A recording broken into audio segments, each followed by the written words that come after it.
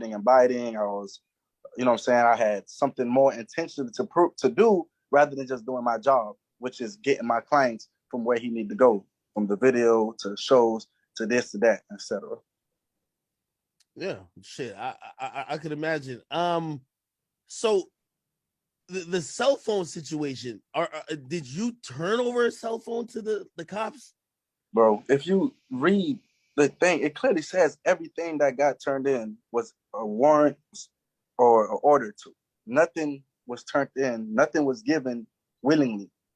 Okay. So, I think that's where people. I think they're thinking that the cops maybe have interviewed you and be like, we gonna get you for you. And be like, no, I'll go get that guy's cell phone and bring it in. No, if you clearly look at the if you go look on just the what I'm saying, the information, the search, all that thing, you can see like they came to my house, they had a warrant, they broke down my door, they took items. You have other individuals that's cooperating with the police that's saying, yo, this track was involved. He had the weapons. He so and so. He got rid of this. He this and that, which is all theories, of course. And it's just unfortunate because my name getting dragged into it all the way around the board. So when things is there are other being people cooperating that's trying to that's yeah, your name in there too, and exactly. then the feds is thinking you're the one cooperating when in No. actuality you're defending yourself against some shit you don't even have nothing to do with. And if you could see the certain you could see in the courts that police even initially was like, yo, the manager is deceiving the case, he's lying, he's giving false information so the narrative could change. So everybody at this point is looking at me from just the perspective of just legally like, yo, this man got something to do with it, he's involved, he's gonna be a suspect. So what happened when Melly turned himself in, I have his items, I have his phone, I got everything. So with the house, the warrant come in, they searching the house, everything. I come, my lawyer come to me and tell me, hey, look, I'm not gonna lie to you, like it's getting to the point where you're about to be a suspect. So you have nothing to hide. You doing your job. So they need to understand that everything that happened the day after the incident was you working. So we need to show the contracts for the shows, which was in Texas and Carolina and all type of places. If you look at the date, the 26th, the 27th, 28th, Melly has shows out of town. You got to explain, we need to show that the day of the incident, you left, you went to a video shoot, you got a contract. So basically, I was ordered to come to go meet with the prosecutor. To nothing revolves with the in depth of the case, but to show why was Melly out of town? Why was we doing shows? Why did we go out of town? Why did he leave the scene? Or this and that. And further details, I basically went and like, look, man, I don't know what type of idea you guys trying to build around this, but nobody left that instant. Nobody left that day or those current days for no bad intentions. We left on business. Here's the contract for the show in Texas. Here's the contract for the show in Carolina. Here's the video shoot contract that he had to be at this date to shoot this video. So in the process of that's happening, I have all of the phones. I have my phone, Melly phone, Bort phone. I got everything on me because guess what? You already searched my house. You already did everything. You already grabbed everything supposedly that you need. So there's no intentions for me or my client to believe that you need something from this phone. Anything you need is public records you could get. So what happened is in the process at the prosecutor office with my attorney to show legal documentations that me and my client was actually on the road doing music related events. My phone rang and I picked up my phone. I put it on mute. Like, oh, why you have so much phones on you? What do you mean? I have phones on me. I have my client's phones. It was like, oh, okay. 20 minutes later, we finished talking. Everything happened. They get a warrant. They get a search warrant. You gotta give us the phone. I look at my lawyer. I said, why do I gotta give the phone? Like, oh, I mean, there's nothing on the phone to give. All he do is speak to his artists and his friends and things like that. Like, but because they physically typed up literally while in the process of talking, these people literally typed up physically, got got the warrant from the DA, and I had to turn over the phone. I personally I personally never had no calls. There was nothing where it's like, hey, we have a search warrant. Come bring this phone. No, it was never that case. We went there to situate, to show that me and my client was on the road for business, for shows, for music. And in the process of Melly literally calling his phone while I have it, put it on mute, they asked, why you got so much phones? I'm like, because I got my client's phones on me. That's how we communicate. And they did a search warrant, and they took the phone from me, from my lawyer. Okay. All right. So at least that clears it up, because I think for whatever reason, people thought that like you were just like looking for or just grabbing random information and bringing it to them. But obviously, if there's a search warrant and they can see the item, there's nothing you can do. Like there's nothing you can do. I mean, they're gonna take it. So and there's nothing. And to clarify the stuff with the phone, any footage that was on the phone that they talking about with the video, that was already on Instagram. Like all that stuff was already out. Like from music videos to anything regarding trying to taint my client. That's what their job is to do. That's what they're gonna try to do.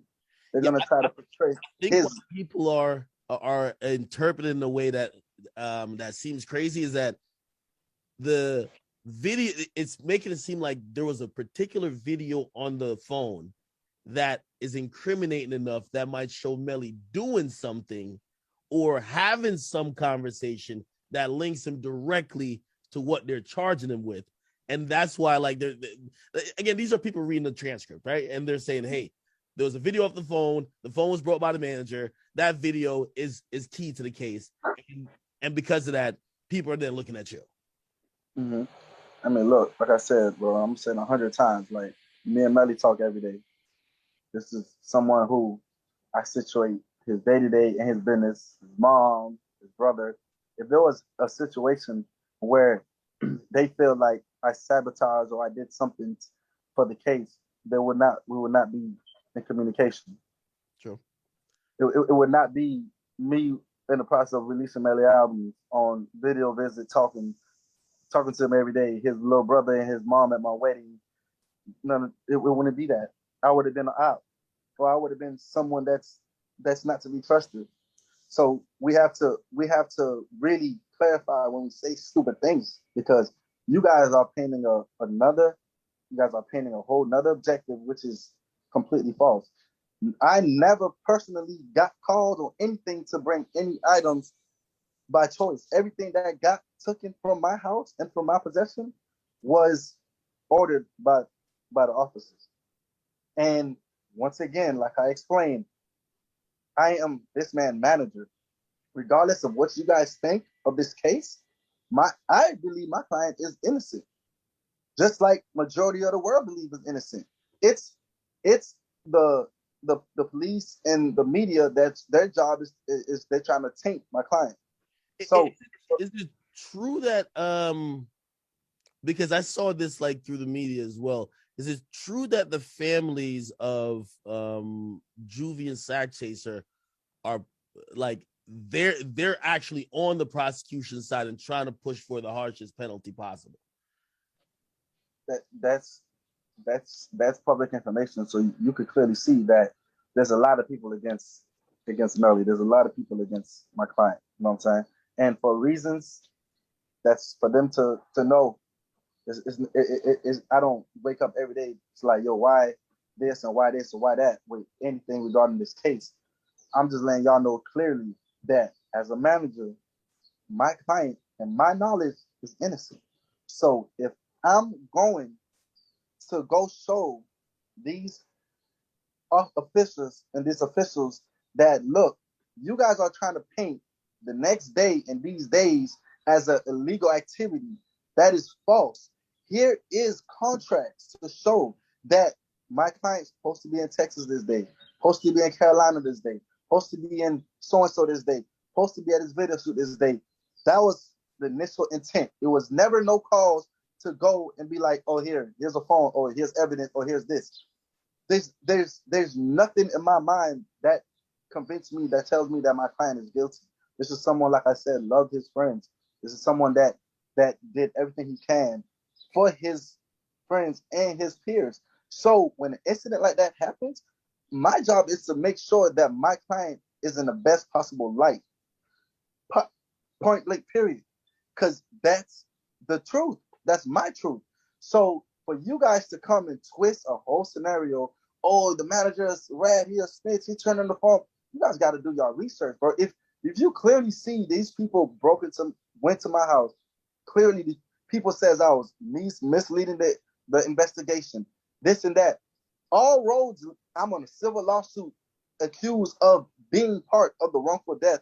It clearly shows you that the other side clearly thinks my involvement in it is deeper. So there's never no time that I am cooperating with no officials or anything regarding that. Only thing I'm doing is making sure my client day to day and his business and his personal is situated. So for that incident to happen the way it occurred, they forcibly removed the cell phone from my hands. I didn't personally go and say, "Oh, here's a phone that have evidence or this that." There's no evidence. There's nothing in my mind. My client is guilty. What evidence do I have to go give? I apologize. My client is not guilty. There's no evidence for me to go give. My client, in my knowledge, is innocent till this day. Let me ask you, because I think these rumors come about because there's a lack of clarity about what's going on with Melly, if he'll be released. And then there's just sporadic, like, oh, hey, they're using all this type of evidence against him, and people don't know whether to think he's going to come out soon. I've spoken to you, and you're very optimistic he's coming out real soon. I spoke to Melly through you, and Melly's very optimistic he's coming out real soon as well. Could you give like the fans like a real update, as much as you could say, about where the case is at, what's his mental state, and what's the next process?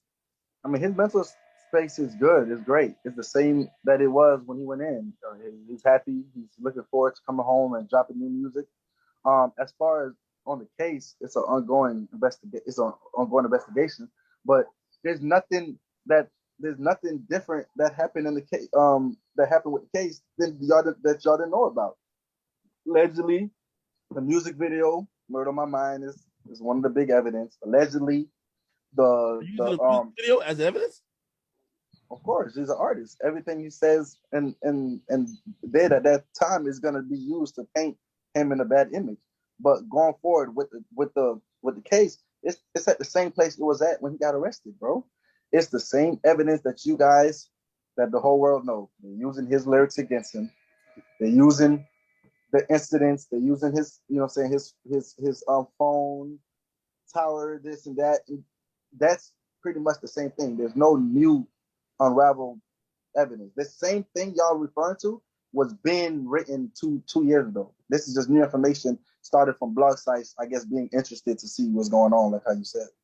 So why is the case stalled? And we saw Bortland, he got on bail for a while, and apparently he got locked up again. But why hasn't Melly ever gotten bond? And why he never went for bond? Say again? Melly never went for bond. Melly never went for bond. Why not? He never went for bond. He wanted to do a quicker trial and come home. He didn't want to come home on restrictions and things like that. So it's a possibility that he could go for a bail hearing. I guess fans would be like, why not come? Even if you're on house arrest, it's better than being locked up, right? Because this was before Corona and everything. He didn't expect the whole world to shut down. This process would take longer. This should have been a quicker process, but with the whole world and the pandemic, it kind of slowed everything down. So at that time, he was thinking that he would have been home way quicker, because there's really a lot of, like I said, there's a lot of evidence that claim to have, but it's really nothing that him, and his legal team is more concerned about. Yeah, and I don't know if even you're privy to this information, or if you are, I don't know if you can share. Is the prosecutor like offering him like, hey, listen, you could cop out for this, or whatever the case is when it comes to that? I wouldn't know. Mm. I don't think that was ever a conversation. I just know we've been just dealing with it. His legal team been dealing with it the best way they can, and we feel confident. He feel confident, and I've been telling you this since we spoke from the very beginning. He Yeah. told you this himself. Like we don't have no doubt in our mind that Melly's coming home because my he's innocent. YNW Bortland. You know, he was released on bond for a while, and then I guess they're saying he messed up on some restrictions or whatever. What's your relationship with him? And you know, like, I don't know if it's even a right question to ask. What's Melly's relationship with him at this case, because they're co-defendants, and I don't even talk to each other legally. But what's your relationship with him? I know, like, you were repping the whole YNW team at one point. No, it's nothing but love for Portland. Legally, we can't speak with each other because of the whole case and the whole situation. So we've been kind of, you know what I'm saying, it's been a very hard relationship because he's so used to speaking to me, I'm so used to speaking to him. But with him, with the whole violation, you know what I'm saying, it's just an unfortunate situation.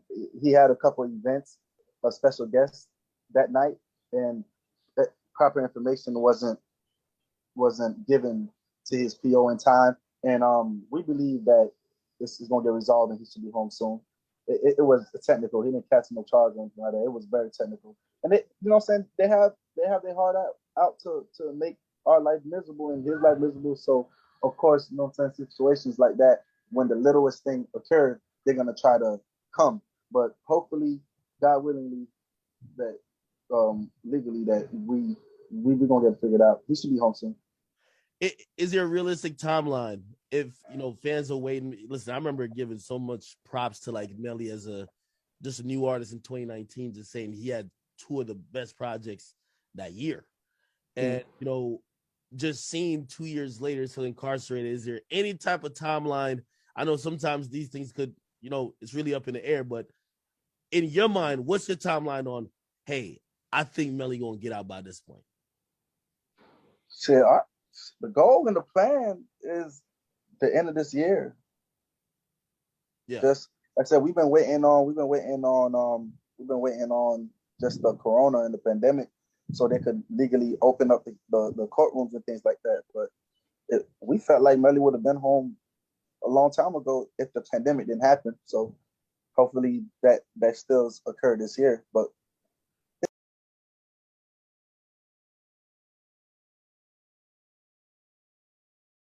it's we definitely have a great insight on what's gonna happen, and we feel good about it. We believe this year. How did Melly react to, you know, even hearing the news that Vaughn got killed and that you were shot in the process? Because, you know, again, him and It broke Vaughn. his heart. It broke his heart. He lost someone he called a brother and someone he called a true friend. And at the same time, you know what I'm saying, I got hurt, and he just felt like he couldn't do anything about it because where he was at. But you know, he doing good now, just like us. You know, he mourned, and we're moving on forward with it. We're focusing on just being great and just helping his name stay alive and family and stuff like that. Hey, I got like, you know, obviously you're close with the family as well. His brother, like, B Slime, like, how I don't know if you were all the way involved in the process when he decided to step into music and follow his brother's footsteps, but like, how much, you know, like, how is he treating music at this point? You know, obviously watching Melly, that's probably a great inspiration, but is it a lot of pressure on him to make music? Is he doing it just having fun? You know, how is he feeling given that his, you know, big bro is, you know, locked up, and you know he's kind of making some traction, but you got to be a hard situation. He uh he he definitely handling it very mature for his age. He just turned 14 on the 10th, so everybody wish Islam a happy birthday. But he's doing a great job. He's recording. He's getting ready